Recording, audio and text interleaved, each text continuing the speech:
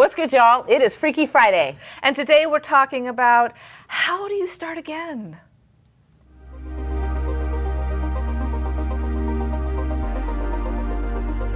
Welcome to the Renegade Relationship Realists with Rev and Rachael Pierre McAllister and Rachel Dilling. Please be advised, this channel is rated R for realism.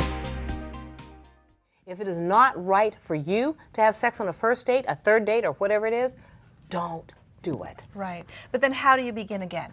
You begin again by the simple part of dating. All right, you go on a date, and you won't know what the other person is expecting. Until you talk about it. Until you talk about it. And I don't know if you do that on the first date, right? Oh, I do it on the first date, but you know, I'm a little more forward than most. Yeah, right. Yes. And some people aren't. So the point of how do you start again, you start slow.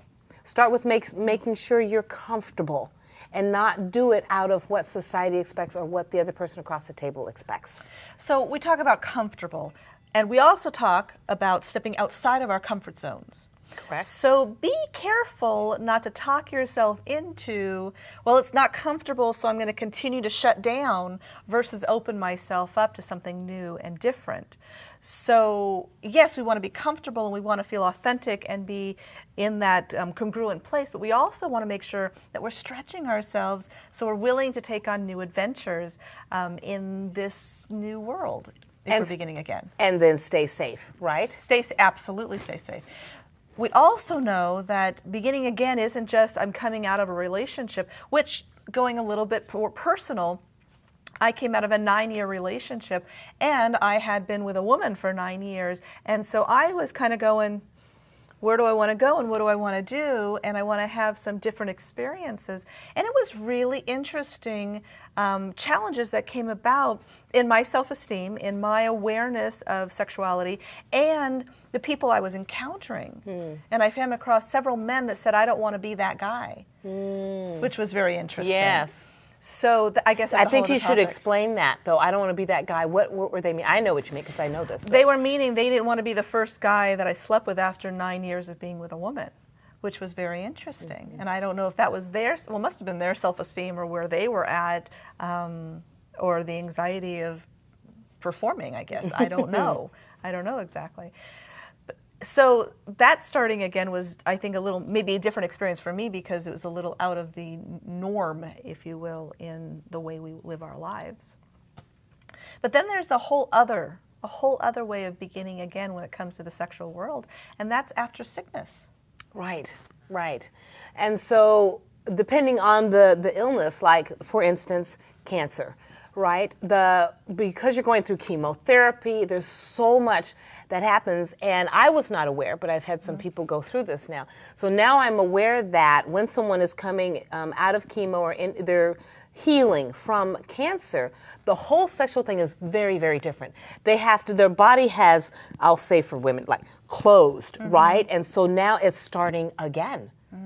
And it's having the fortitude and the being comfortable enough in yourself to be able to tell the other person, my body is different. This is not, you're not dating someone who, she's 40 years old and she's had sex before. This is different. And being able to express the fact that my body is different.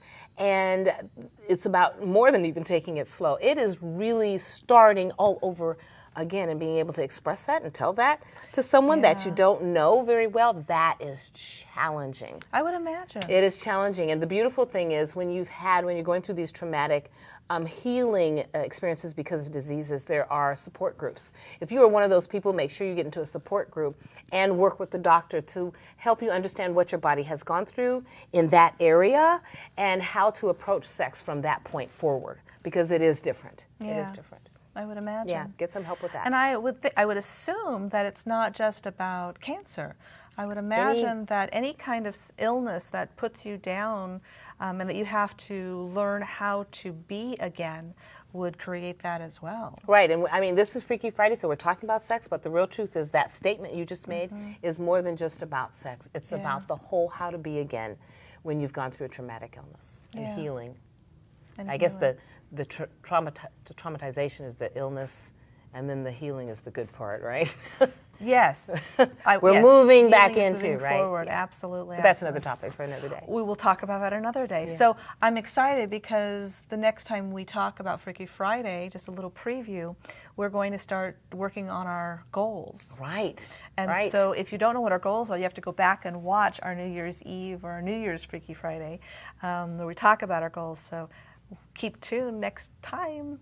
We're all going to be learning Together. together. Well, not together, but maybe. Oh, right, not like that. New information. We're going to new information. Separately experiencing. Yeah. Anyway, if you loved us, subscribe to us. If you want information about when our new videos come out, go ahead and hit the bell. In the meantime, hit the like button, share the video, and leave us your comments. We look forward to hearing from you. And until next time, Get your freak on!